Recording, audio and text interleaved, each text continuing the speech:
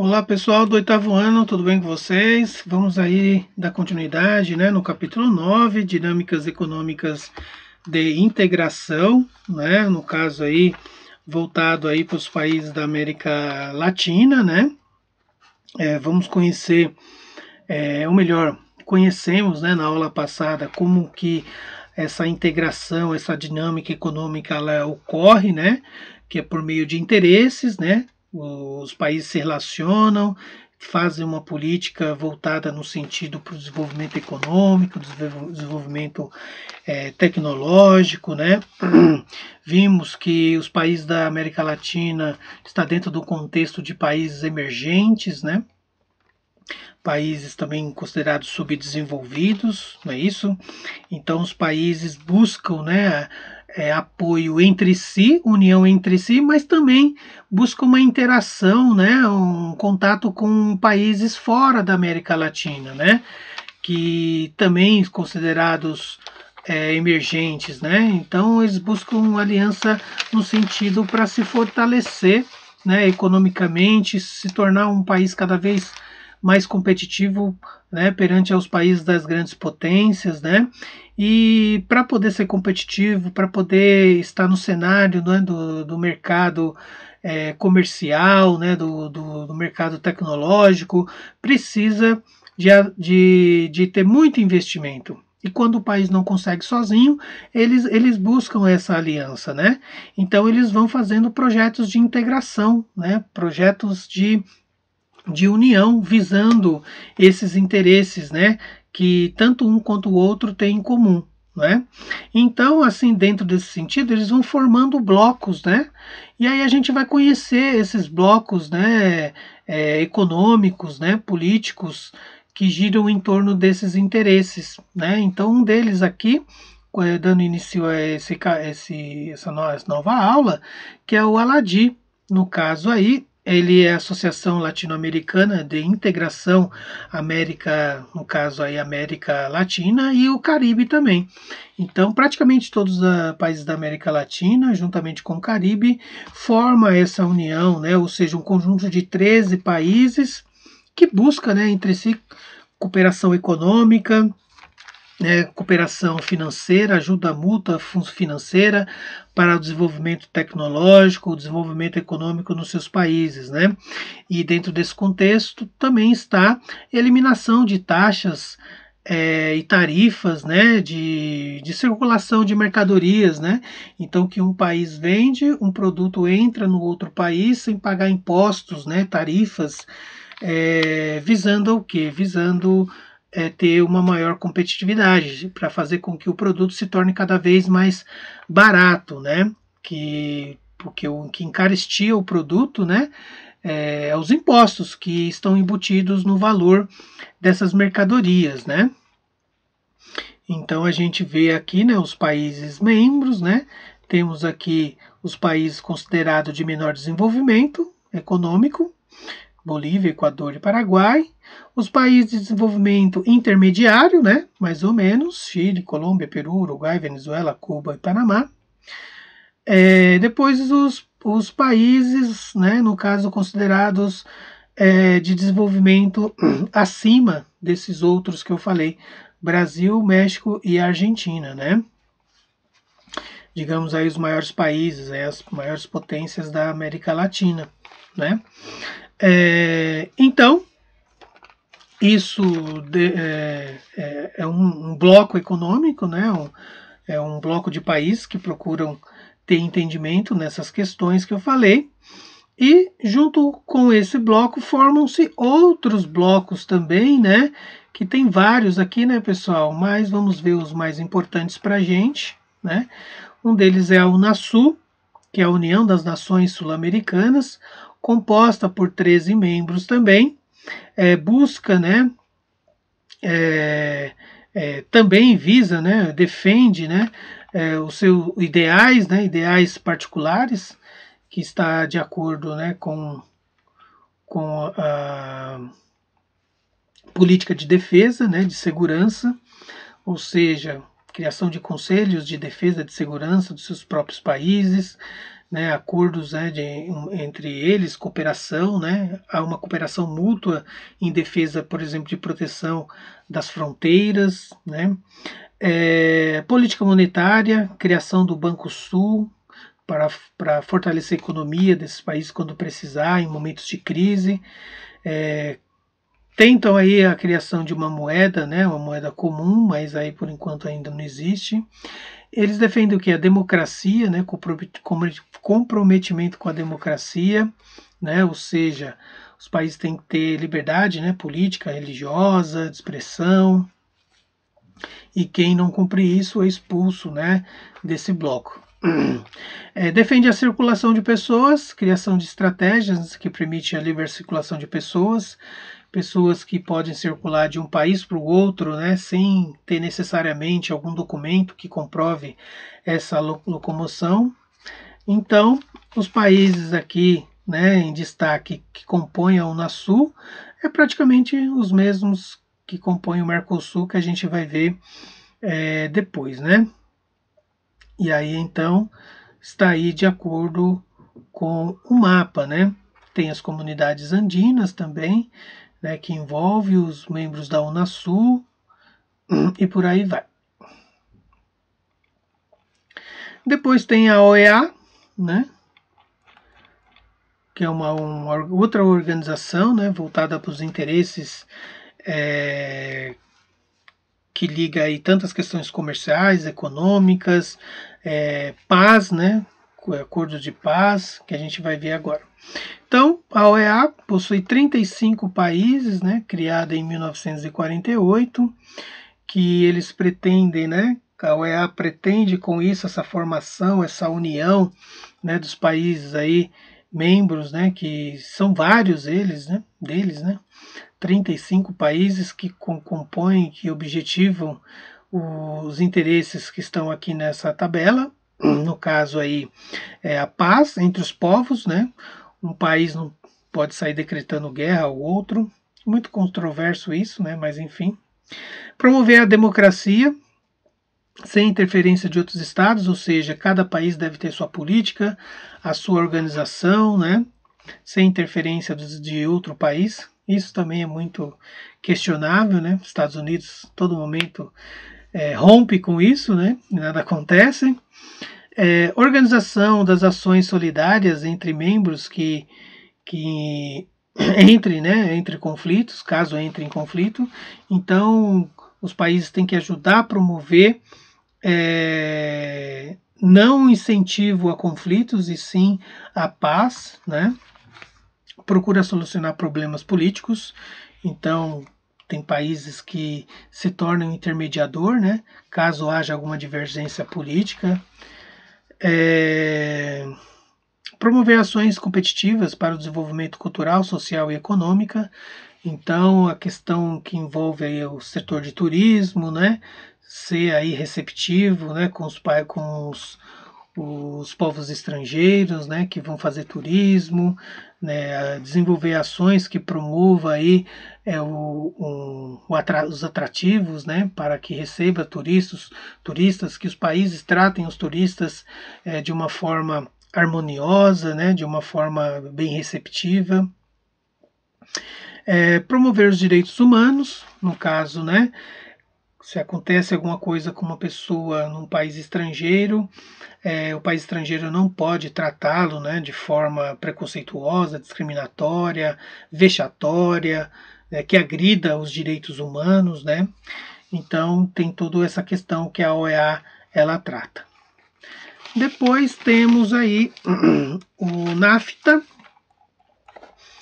O NAFTA é composto somente por 3 países, né, gente?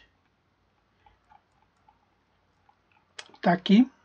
NAFTA, depois que passou a ser considerado, né, denominado USMCA, né, teve essa mudança, mas é fortemente conhecido como NAFTA.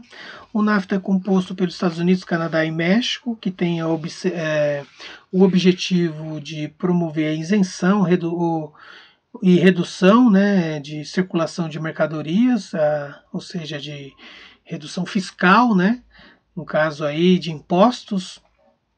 Os produtos têm que circular sem uma taxação de impostos, né?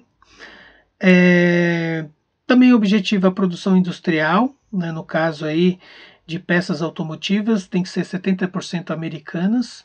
Então, os Estados Unidos, ele como sendo a maior potência, ele exige muitas coisas, né?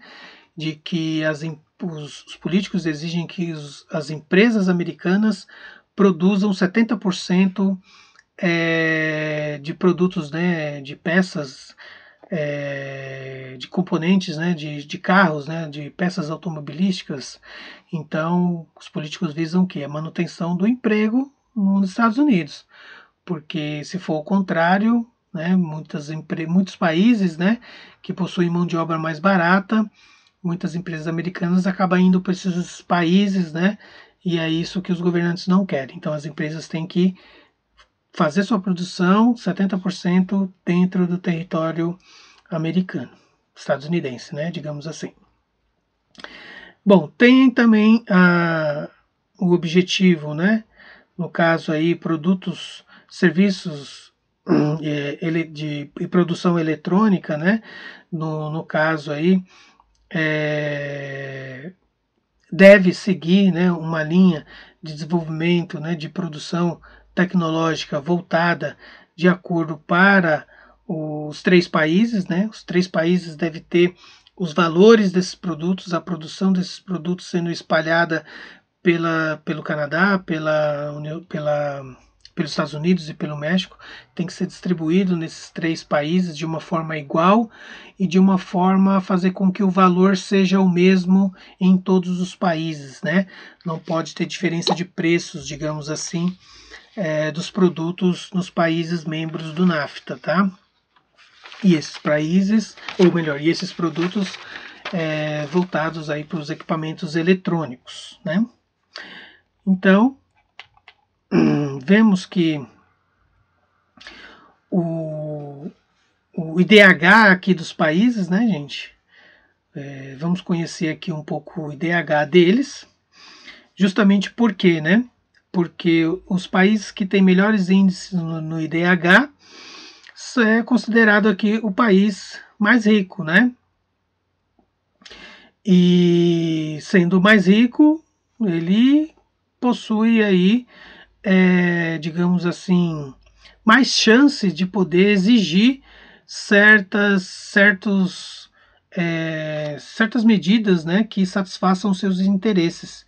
Então, no caso, o IDH aí que a gente pode ver, né, o que corresponde ao maior renda, né, per capita, no sentido aí voltado para o desenvolvimento, primeiro o Canadá, depois Estados Unidos, né, ou desculpa, o melhor IDH é Canadá, depois Estados Unidos. Claro, depois vem as questões, né, de renda, que mais interessa a gente saber aqui, ó, 46,36%, Canadá 46,56%. A renda per capita é aquela, né, a soma da riqueza do país dividida entre os habitantes que possui, né? Então vai dar estipular um valor aí em média por habitante, né? 46.361, aqui eu acho que é dólares que anualmente que cada cidadão de cada país consegue, né, adquirir como renda. Aí depois vem outras taxas, né? Então vocês podem ver que sempre Canadá e Estados Unidos sempre vai estar ali na linha de frente, né? Nos melhores desenvolvimentos, né, nos melhores ganhos. Então eles sendo mais desenvolvidos, logo sua população ela vai estar dentro de um contexto de melhores condições de vida.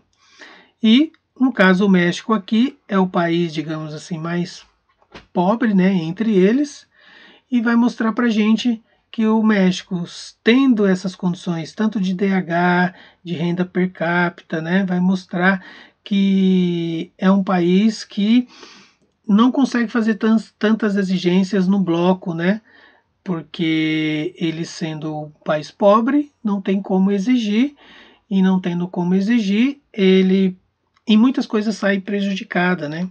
Principalmente o preço dos equipamentos eletrônicos. Por exemplo, um iPhone ele vai ser taxado em dólar, né? Então, às vezes, no caso aí, a moeda dólar não está condizente com a renda do povo mexicano, né? Porque o povo mexicano ganha bem menos que o povo americano. Então, no caso, o produto ele não está de acordo com a sua economia, né? O valor desse produto não está de acordo com a sua economia. Então, e assim o México acaba sendo prejudicado por essas questões, né? Porque o México também não possui desenvolvimento tecnológico, né? Não possui desenvolvimento científico, né? Em comparação aos outros países. Então, uma relação assim, né? Quando o país entra num bloco, se ele não tem tanto poder, né? Assim, ele não tem como exigir muita coisa, né, num bloco, né? Depois vemos o Mercosul, por último. O Mercosul ele vai surgir, né, em 1985, tem por objetivo, né, a retirada das tarifas de comércio, né, de bens e serviços. Então, as tarifas, as taxas que encarecem determinados tipos de produto, determinados tipos de serviço, elas são retiradas para fazer com que os serviços e os produtos tenham um valor bem menor, né, para fazer com que as pessoas tenham condições de consumir de uma forma competitiva com produtos e serviços estrangeiros, né. Tem também por objetivo da livre circulação de mercadorias, né, mercadorias tanto de um lado quanto do outro, né, tanto de um país quanto do outro circula, né, livremente, sem taxações, sem pagamento de impostos. Se tiver, é um valor bem pequenininho, né? Também defende a livre circulação de pessoas, né? Pessoas que estão num determinado país pode viajar para o outro sem exigência de passaporte, né? Então, quem quiser ir para o México, para o Chile, para o Uruguai, pode ir comprar passagem e não precisa tirar o visto, né? O passaporte. E assim, né, o Mercosul, né, que é denominado como um mercado comum do Sul, né, ele é composto por, inicialmente foi por Brasil e Argentina, mas depois muitos outros países começaram a fazer parte, né, porque é muito vantajoso. No caso aí, depois entraram, né, os seguintes países, como a Venezuela, como a Bolívia, como o Chile, como o Peru, a Colômbia, né? Começaram então a fazer parte do bloco de acordo com o tempo histórico aí, né? Bom, gente, então é isso, né? Vimos aí as dinâmicas econômicas de integração, no caso aí os países emergentes, né? E o seu papel no contexto mundial, né? Então os países são envolvidos em blocos que unidos por interesses em comum, né? Claro que essa união ela é muito benéfica para uns e para outros nem tanto, né? Então isso vai ser mostrado de acordo com a condição econômica e desenvolvimento tecnológico, científico de cada país, né? Então é isso, gente. Ficamos por aqui. Não esqueça de fazer atividade lá no Classroom, vou postar ainda para vocês, fiquem atentos. E aí, numa oportunidade lá no chat, faremos a correção. Tá bom? É isso. Tchau, tchau. Até mais. Tudo de bom.